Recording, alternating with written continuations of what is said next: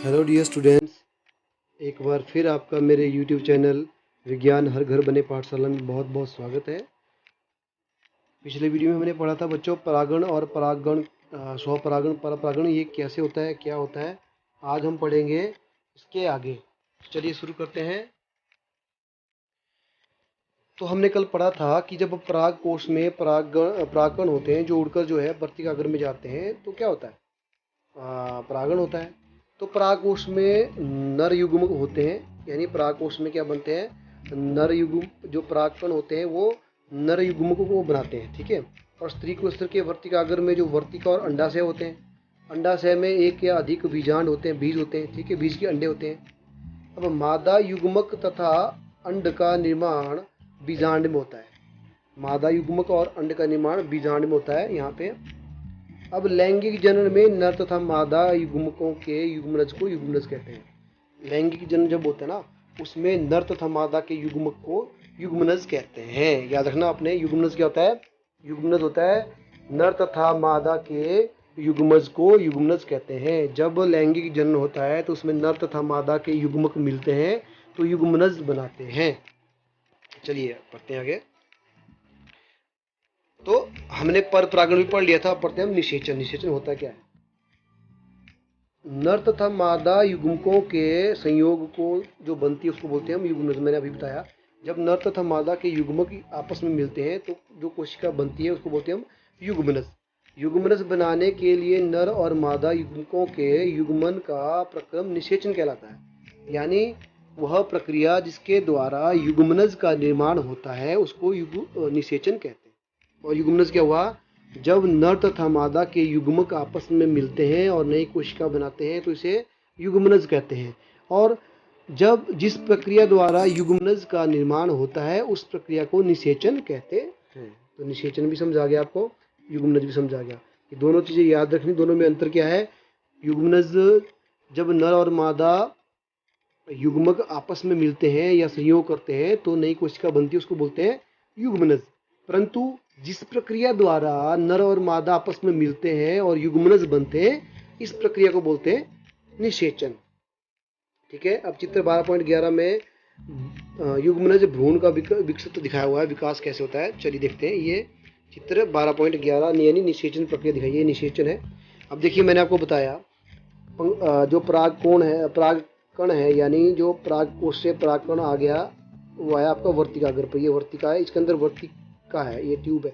इस वर्तिका से होते हुए ये अंदर जाता है हमारा इसके थ्रू ओवरी में यानी अंडाशय में। और यहाँ पे नर युग्मक जो इसके थ्रू आया, ये आया नर युग्मक, और इसके अंदर जो है ऑलरेडी अंदर मादा का युग्मक होता है। ये आपस में मिलते हैं और यहाँ पे दो सेल्स बन जाते हैं, जैसे एक काले काले दो दिख रहे हैं आपको, ये बन गया युग्मनज।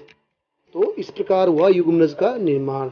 तो ये अंड कोशिका है अंदर, ये ये पराग नलिका है, ये युग्मनज का निर्माण करती है। इस प्रकार जो है फिर निषेचन प्रक्रिया होती है या युग्मनज का निर्माण होता है। ठीक है बच्चों। अब फल और बीज का विकास किस प्रकार होता है। जब निषेचन हो जाता है, अंडाशय फल में विकसित हो जाता है, तब पुष्प के अन्य भाग मुरझाकर गिर जाते हैं। ठीक है। अब पक जाने पर अंडाशय फल के रूप में विकसित हो जाता है और बीजांड यानी जहाँ पे बीज बनते हैं वो बीज में विकसित हो जाते हैं। और बीज में एक भ्रूण होता है जो सुरक्षात्मक जीव आवरण में होता है। अब जो बीज होता है उसके अंदर एक भ्रूण होता है जिसके बाहर की जो परत होती है बहुत कठोर होती है। अब आपने देखो बहुत सारे बीज खाए हैं। अब आप जैसे आप साड़े खाते हैं, खुमानी खाते हैं, इसकी जो इसका जो बीज होता है, इसकी जो गुठली होती है, गुठली का बाहरी जो खोख होता है बहुत हार्ड होता है। उसके अंदर जो बीज होता है वो आपको पता है नरम होता है। तो जो बीज होता है अंदर जो होता है वो होता है भ्रूण। इसके बाहर जो सुरक्षात्मक कवच होता है वो होता है इसका छिलका। इस प्रकार इसके अंदर जो है रहता है। फिर क्या होता है, ये हो गया आपका बीज से फल बनना। अब कुछ फल गूदेदार रसीले होते हैं जैसे आम हो गया, सेब, संतरा। कुछ फल कठोर भी होते हैं जैसे बादाम और अखरोट आदि, है ना। तो फल अलग अलग तरह के होते हैं। अब जैसे ये आपका सेब है, कुछ गूदेदार है, दूसरा ये आपका बादाम है, ये थोड़ा हार्ड होता है। तो डिपेंड करता है, कोई हार्ड होते हैं, कोई नरम होते हैं, अलग अलग तरह के फल होते हैं। तो ये था निषेचन, यानी निषेचन के बाद फल और बीज का निर्माण किस प्रकार होता है ये आपने पढ़ा। अब उसके बाद आता है आपका प्रकीर्ण, बीज प्रकीर्ण, यानी बीज प्रकीर्ण का मतलब होता है बीज का बाहर निकलना, इसे कैसे होता है, ठीक है। यानी जब बीज एक स्थान से दूसरे स्थान तक जाता है तो वो कैसे होता है, यानी प्रकीर्ण। प्रकीर्ण का मतलब होता है एक स्थान से दूसरे स्थान तक जाना, वो कैसे होता है। तो प्रकृति में एक ही प्रकार के पौधे बड़े स्थानों पर उग जाते हैं, ऐसा क्यों होता है। एक प्रकार के पौधे मैदानों में भी होते हैं, पहाड़ियों में भी होते हैं।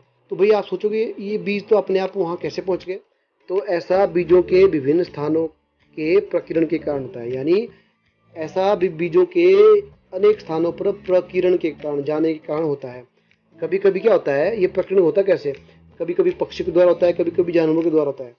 तो कभी कभी वन अथवा खेत या फिर उद्यान में चहलकदमी करते समय आप अपने वस्त्रों पर फलों के बीज चिपके हुए दिखते हैं, ठीक है। क्या कभी आपने यह जानने का प्रयास किया कि ये बीज आपके वस्त्रों पर कहाँ से चिपक जाते हैं, कभी सोचा आपने, नहीं ना। तो सोचिए किसी पौधे के सभी बीज एक ही स्थान पर गिरकर वहीं उग आए, आपके विचार में इस परिस्थिति में क्या होगा। पादप के जो नए पौधे उगे उनके बीच जो है धूप, जल, खनिज आदि जगह के लिए क्या होगी, बड़ी बड़ी प्रतिस्पर्धा होगी, आपस में बड़ा कंपटीशन हो जाएगा उनके। अगर सारे बीज जो है एक ही स्थान पर उग जाते हैं तो उनमें भोजन पानी जीवित रहने के लिए बड़ा कंपटीशन हो जाएगा, और संभवतः उनमें कोई भी जीवित ना रहे या पूर्ण रूप से विकसित ना हो।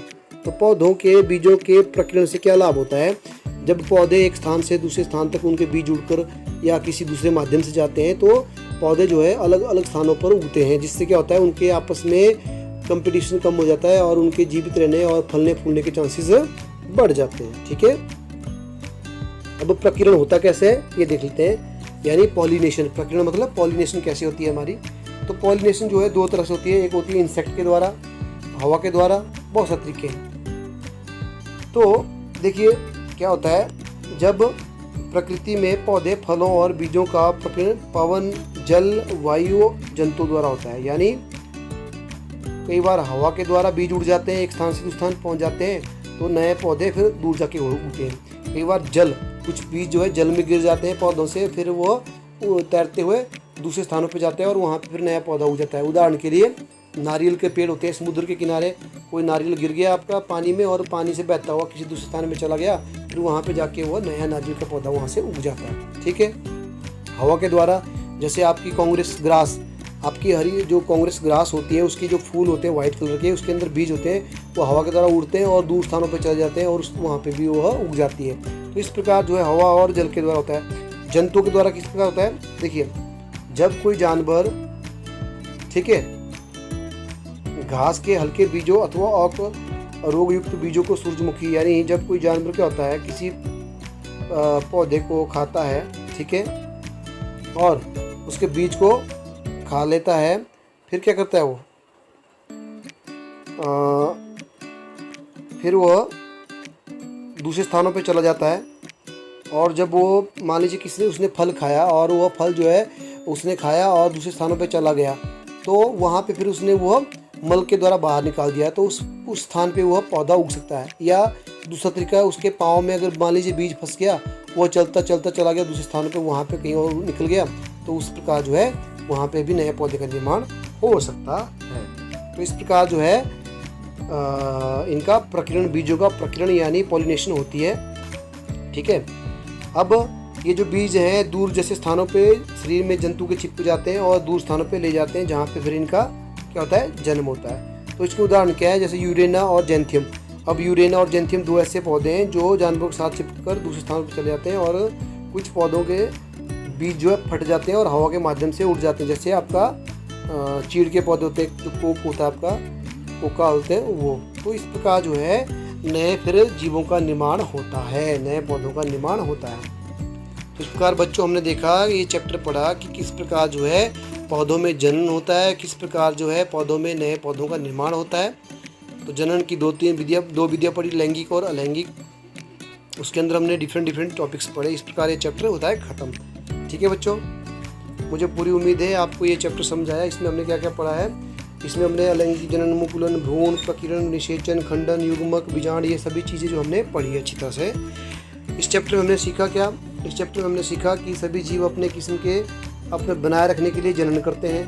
पादप जनन दो प्रकार से करते हैं, अलैंगिक और लैंगिक। अलैंगिक जनन जो है कुछ विधियां खंडन, मुकुलन, बीजाणु निर्माण और कायिक प्रवर्धन द्वारा होता है। ठीक है, हमने ये भी देखा कि लैंगिक जनन में नर और मादा युग्मकों का युग्मनज बनता है। फिर कायिक प्रवर्धन में पत्तियां, तना और मूल जैसे कायिक भागों से नए पौधे बनते हैं।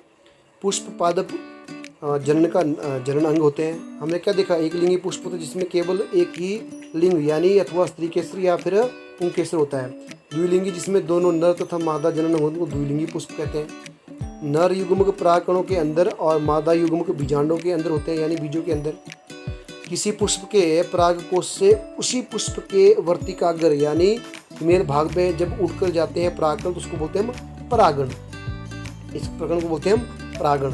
अब स्वपरागण क्या होता है, जब एक ही पुष्प के परागकण उसी पुष्प के वर्तिकाग्र पर जाते हैं तो वो होता है स्वपरागण। जब वह किसी दूसरे पर जाए तो होता है परपरागण। ठीक है, परागण हवा के द्वारा होता है, जल के द्वारा, कीटों के द्वारा भी होता है पॉलिनेशन। उसके बाद नर और मादा युग्मकों का युग्मन निषेचन कहलाता है। अब निषेचित अंड युग्मनज कहलाता है और युग्म का विकास जो होता है वो भ्रूण होता है। जब युग्मकों का विकास होता है तो वो भ्रूण का निर्माण होता है। तो इस प्रकार जो बच्चों ये चैप्टर पूरा होता है, हमने ये पूरा पढ़ा और इसके जो अभ्यास के प्रश्न है वो हम अगले टॉपिक में, अगले वीडियो में करेंगे।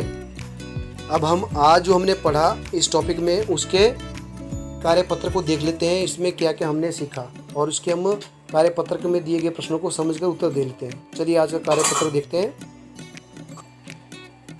तो ये रहा बच्चों आज का कार्यपत्रक। इसमें पहला प्रश्न दिया है, युग्मनज और निषेचन में क्या अभिप्राय है, यानी इन दोनों से आपको क्या समझाता है ये बताना आपने। युग्मनज क्या होता है और निषेचन क्या होता है। उसके बाद है बीज प्रकीर्ण से आप क्या समझते हैं, यानी बीजों का प्रकीर्ण यानी एक स्थान से दूसरे स्थान जाना वो क्या होता है ये बताना आपने। तो इस प्रकार बच्चों ये टॉपिक खत्म होकर आप ये प्रश्नों का उत्तर आसानी से दे सकते हैं क्योंकि ये टॉपिक आपको अगर समझ आया है तो चलिए इस वीडियो को यहीं ख़त्म करते हैं। अब अगले वीडियो में मिलते हैं इस चैप्टर के अभ्यास के प्रश्नोत्तरों के साथ।